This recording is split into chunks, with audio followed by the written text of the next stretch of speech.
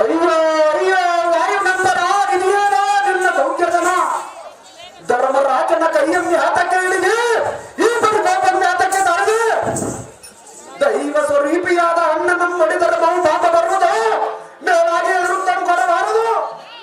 ಆದ ಕಾರಣ ಧರ್ಮರಾಜನ ಆಜ್ಞೆಯನ್ನು ಅನುಸರಿಸಿ ನಡೆಯಬೇಕಾಗಿದ್ದು ಕೇಳಿದೆಯಾ ಭೀಮ ಋತುಕುಲೋದ್ಧವ? ಫಲ್ಗುಣ ನೀತಿ ಮಾತ್ರದಲ್ಲಿ ಸಂಪನ್ನ.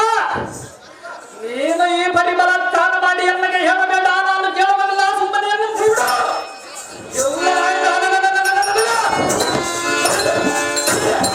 ಈ ಧರ್ಮಜನಿಗೆ ಮಾಡಿದ ಶಿಕ್ಷೆಯನ್ನು ನಿನಗೆ ಮಾಡ್ತೇನೆ ನೋಡು. ನನಗೆ ಪಾತ್ರ ದ್ರೋಹವು ಬಂದರೂ ಚಿಂತೆಯಲ್ಲ, ನನ್ನ ಎವರಿಗೆ ಸೇರಿಸಿ ಆಗಿರಲಿ. ಧರ್ಮಜನ ಹಿತೋಕ್ತಿಯನ್ನು ಅನುಸರಿಸಿ ನಡೆಯಬೇಕಲ್ಲದೆ ಈತನಿಗೆ ಎದುವರ್ತಿಯನ್ನು ಆಡಬಾರದಂತೆ ಎಲ್ಲಿಗೆ ಹಿತೋಕ್ತಿಯನ್ನು ಹೇಳೋದಕ್ಕೆ ಬಂದಿರಲು ಎಲ್ಲ ಆದರಿಗೆ ಸ್ವಲ್ಪವಾದ ಕ್ಷಣವಿಲ್ಲ.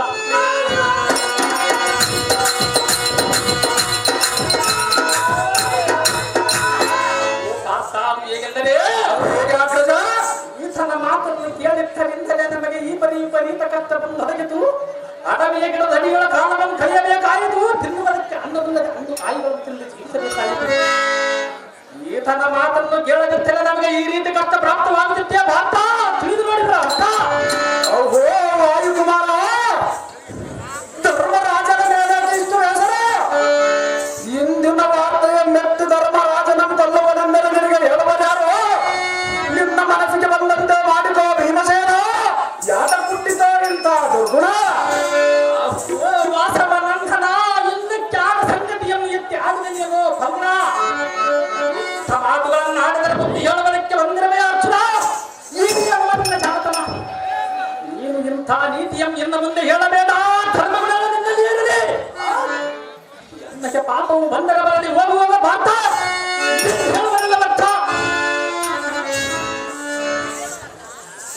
ಆಹೋ ಪಾರ್ಥ, ನೀನು ಈ ಭೀಮನಿಗೆ ಹೇಳುವ ರೀತಿಯಲ್ಲ ವ್ಯರ್ಥ. ಸಾಕು ಸಾಕು, ಸುಮ್ಮನೆಗೂ ನಿನ್ನ ಮಾತೇ ಸಾಕು. ಇಷ್ಟರ ಬಾರಪ್ಪ ಭೀಮಸೇನ, ಇಗೋ ಎಲ್ಲ ದೇಹವನ್ನು ಹೇಳಿ ನಿನಗೆ ಒಪ್ಪಿಸಿರು. ನಿನ್ನ ಚಿತ್ತಕ್ಕೆ ಬಂದಂತೆ ಮಾಡಿಕೋ ಭೀಮ. ತೋರಿ ನಿನ್ನ ಪರಾಕ್ರಮ. ಎಲವ ಭೀಮ, ನಿಲ್ಲು. ದೈವ ಸ್ವರೂಪಿಯಾದ ನಿಮ್ಮ ಅಣ್ಣಯ್ಯನನ್ನು ಕೊಲ್ಲಿದರೆ ನವನರ ನರಕ ಪ್ರಾಪ್ತವಾಗುವುದು. ಆದ ಕಾರಣ ನಿಮ್ಮ